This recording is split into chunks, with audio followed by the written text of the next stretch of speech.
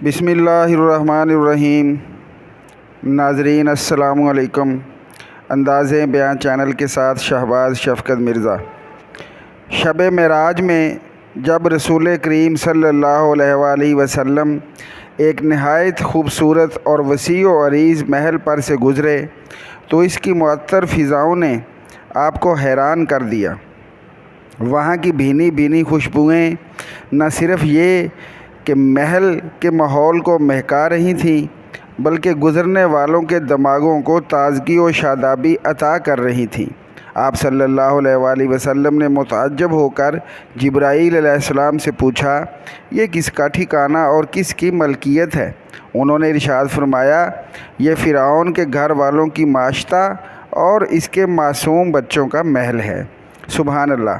مومنہ خاتون یہ محل جس میں اس کی اور اس کے معصوم پھولوں کی روحیں ہنسی خوشی سے برزخی زندگی بسر کر رہی ہیں، دراصل یہ اس قربانی کا بدل ہے اور صلہ ہے جو اس نے ایمان قبول کرنے کی خاطر دی۔ دولت و دنیا سے محروم اور دولت ایمان سے مالا مال یہ خاتون اپنے پھولوں جیسے خوبصورت اور کبوتروں کی طرح بھولے بھالے معصوم بچوں کا پیٹ پالنے کے لیے اس کے دور کے مغرور اور سرکش بادشاہ کے محل میں مزدوری کرنے جاتی اور دن بھر کام کر کے شام کو واپس لوٹتی، معصوم بچوں کو کھانا کھلاتی اور اللہ کا شکر ادا کر کے سو جاتی، صبح سویرے بچوں کو ناشتہ تیار کر کے کھلا دیتی اور محل میں جا کر اپنے ذمہ لگائے گئے کام سر انجام دیتی۔ چونکہ یہ خاتون نہایت پاک باز اور دانش مند تھی، اس لیے عرصہ دراز سے شاہی محل میں تعینات رہی اور اپنے امور خوش اسلوبی سے سر انجام دیتی رہی۔ ان دنوں سیدنا موسیٰ کلیم اللہ علیہ السلام اور فرعون مصر کے درمیان مقابلہ زوروں پر تھا۔ حضرت موسیٰ اور ہارون علیہ السلام کی حیرت انگیز کامیابیوں نے اور اس کے حواریوں کی نیندیں حرام کر رکھی تھیں۔ چونکہ اس متکبر ظالم کے پاس اقتدار تھا، فرعون مصر، اس لیے وہ جب کبھی سنتا کہ اس قوم کے کسی باشندے نے ایمان قبول کر لیا ہے تو اسے خوفناک سزائیں دیتا، کسی کے ہاتھ پاؤں کٹوا دیتا اور کسی کو لکڑی کے تختے پر لٹکا کر اس کے ہاتھوں اور پاؤں پر میخیں ٹھونک کر سر عام لٹکا دیتا۔ اسی طرح کے مظالم کے دوران میں حضرت موسیٰ علیہ السلام کی دعوت فرعون کے محل میں بھی پہنچ گئی تھی۔ اس کا خازن ایک خادمہ اور بیوی آسیہ بھی ایمان قبول کر چکی تھی۔ وہ جب کبھی سنتی کہ سیدنا موسیٰ غالب رہے ہیں اور فرعون ضج ہو گیا ہے تو دل و جان سے خوش ہوتی اور اپنے ایمان کا اظہار نہ کرتی، مبادا کہ فرعون کو بھنک پڑ جائے اور وہ انہیں عذاب کی چکی میں پیس ڈالے۔ فرعون کی قوم میں سے ایمان قبول کرنے والی مومنہ خاتون شاہی محل کی خواتین کو کنگھی کیا کرتی تھی۔ ایک روز وہ فرعون کی نوجوان اور نازک مزاج بیٹی کو کنگھی کر رہی تھی کہ اچانک اس کے ہاتھ سے کنگھی گر گئی۔ اسے اٹھاتے وقت بے ساختہ اس کی زبان سے بسم اللہ نکل گیا۔ جب فرعون کی نازک مزاج اور شوخ و طرار بیٹی نے یہ کلمہ سنا تو چونک پڑی اور پوچھا، یہ اللہ کون ہے جو میرا، تیرا اور تیرے باپ کا رب ہے؟ مومنہ نے جواب دیا۔ وہ کہنے لگی، کیا میرا باپ سارے لوگوں کا رب نہیں ہے؟ جی نہیں، بلکہ لوگوں کا رب تو وہ ہے جو مجھے، تجھے اور تیرے باپ کو روزی دیتا ہے۔ مومنہ نے کہا، اچھا، اس کا مطلب یہ ہے کہ تو میرے باپ کے علاوہ کسی اور کو رب سمجھتی ہے؟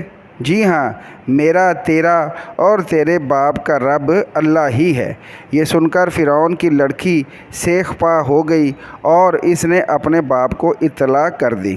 فرعون جو کہ اس ایمان کا مقابلہ محل سے باہر کر رہا تھا، جب اسے اطلاع ملی کہ موسیٰ کی دعوت تو میرے محل میں داخل ہونے لگی ہے اور میرا کھانے والے بھی اس کی دعوت پر ایمان قبول کر رہے ہیں، تو وہ آگ بگولا ہو گیا۔ اس نے اس بات کا سخت نوٹس لیا اور اپنی خادمہ کو برسر دربار بلا کر جواب طلبی کی۔ مجھے اطلاع ملی ہے کہ تو میرے سوا بھی کسی کو رب مانتی ہے، کیا یہ بات درست ہے؟ فرعون نے کہا، جی ہاں، یہ بات درست ہے کہ میرا اور تیرا رب اللہ تعالیٰ ہی ہے جو بلند اور بزرگ و برتر ہے۔ وہ ظالم یہ سن کر بگڑ گیا اور آگ بگولا ہو کر سپاہیوں کو حکم دینے لگا کہ تانبے والی دیگ کو گرم کرو، اور جب وہ آگ جیسی ہو جائے تو مجھے اطلاع کرنا۔ اس کے بعد فرعون نے اس بی بی کو بلایا اور دھمکی دی کہ اگر تو نے میری خدائی کو تسلیم نہ کیا اور اس بات پر قائم رہی جو موسیٰ کہتا ہے تو میں تیرے سامنے تیرے بچوں کو اس دیگ میں پھینکواؤں گا اور آخر میں تجھے بھی نذر آتش کر دوں گا۔ معصوم اولاد ماں باپ کی بڑی کمزوری ہوتی ہے۔ جس کے پاس اولاد نہ ہو وہ کائنات میں مارا مارا پھرتا ہے اور اپنی آرزو پوری کرنے کے لیے ضعیف الاعتقادی کی بنا پر وہ کچھ بھی کر بیٹھتا ہے۔ لیکن یہ عورت اس بات کو بھی سن کر چپ رہی اور اس نے کہا کہ تو میرے بچوں کو جلانے کی دھمکی دے، جو مرضی کر، میں ایمان کو نہیں چھوڑوں گی۔ فرعون لعین نے جب اس مومنہ خاتون کو بچوں کے جلا ڈالنے کی دھمکی دی، اس نے کمال استقامت کا مظاہرہ کیا، نہایت اطمینان و سکون سے جواب دیا اور کہا کہ میں تو اس حقیقت پر ایمان رکھتی ہوں کہ میرا اور تیرا رب اللہ ہی ہے۔ اگر تو اس کی پاداش میں مجھے اور میرے بچوں کو مار ڈالے گا تو میں صبر کروں گی۔ چنانچہ ظالم نے جب دیکھا کہ دیگ گرم ہو کر آگ کی طرح دہکنے لگی ہے تو اس نے اس کے بچوں کو پکڑ کر اس کے سامنے کھڑا کر دیا اور کہا کہ اب بھی وقت ہے، موسیٰ کے دین سے پھر جا اور بچوں کے ساتھ زندگی گزار۔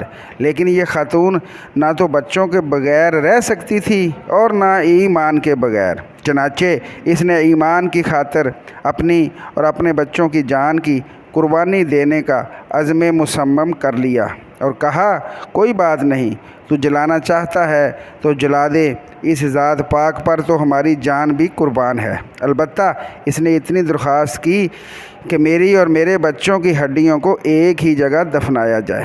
فرعون نے کہا، ٹھیک ہے، تو نے عرصہ دراز تک ہماری خدمت کی ہے، اس کے صلے میں ہم تیری یہ درخواست منظور کرتے ہیں۔ اس کے بعد لعین نے اس کے ایک معصوم بچے کو دیکھتی ہوئی دیگ میں پھینکوا دیا۔ آن کی آن میں اس کے معصوم کی ہڈیاں نظر آنے لگیں۔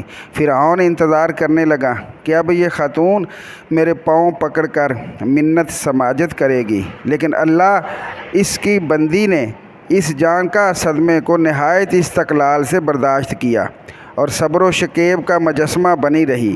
پھر اس نے دوسرا بچہ بھی پھینکوا دیا، لیکن یہ حرف اف تک بھی زبان پر نہ لائی اور ایمان پر قائم رہی۔ اس کے بعد فرعون نے تیسرا بچہ پھینکوا دیا، وہ بھی آن کی آن میں جل گیا اور اس کی ہڈیاں صاف نظر آنے لگیں۔ جب اس نے دیکھا کہ یہ تو ٹس سے مس نہیں ہوتی تو اس کی آتش غضب بھڑکی اور چوتھا بچہ بھی دیگ میں پھینکوا دیا۔ سب سے آخر میں چھوٹے بچے کی باری آئی۔ جب اسے ماں کی گود سے چھینا اور اسے گھسیٹتے ہوئے دیگ کی طرف لے جانے لگے تو ماں کے صبر کا پیمانہ لبریز ہو گیا۔ اس کے سامنے دنیا اندھیر ہو گئی اور قریب تھا کہ وہ دیوانی ہو جاتی، لیکن بچے کو اللہ نے قوت گویائی عطا فرمائی اور وہ بولا، امی جان صبر کرو، حق تعالی شانہ کی راہ میں قربانی دینا افضل نیکی ہے۔ اسے صبر آ گیا۔ آخر میں اسے بلا کر کہا گیا، اب تو تیری عقل ٹھکانے آ گئی ہوگی۔ اس نے جواب دیا، جی ہاں، میری عقل ٹھکانے پر ہی ہے اور میں اسی بات پر ثابت قدم ہوں کہ میرا اور تیرا رب اللہ ہی ہے۔ فرعون یہ جواب سن کر مزید بگڑ گیا اور اسے بھی بچوں کے ساتھ پھینکنے کا حکم دے دیا۔ چنانچہ جب اسے بھی دیگ میں پھینک دیا گیا تو فرعون کی بیوی آسیہ نے بھی ایمان کا اظہار کر دیا اور اسے اس سے بھی زیادہ المناک مصائب کا سامنا کرنا پڑا۔ اسے بھی سولی پر چڑھا دیا گیا اور اس کے ہاتھوں اور پاؤں میں میخیں ٹھوک دی گئیں اور اسے تختے سمیت دھوپ میں لٹکا دیا گیا۔ وہ بیچاری کئی دنوں تک سسک سسک کر اللہ کو پیاری ہو گئی، لیکن آخری دم تک ایمان پر قائم رہی۔ اللہ تعالیٰ نے ان کی قربانیوں کو قبول فرمایا اور جنت میں اپنے پاس انہیں جگہ عطا فرمائی۔ تو ناظرین، یہ ایمان پر قائم رہنے کا صلہ ہے جو اللہ نے ان کو دیا ہے۔ حضرت آسیہ جنت میں ہمارے نبی صلی اللہ علیہ وآلہ وسلم کی بیوی ہوں گی۔ اللہ ہمیں بھی اپنے ایمان کو بچانے کی اور ایمان کو بڑھانے کی توفیق عطا فرمائے، آمین۔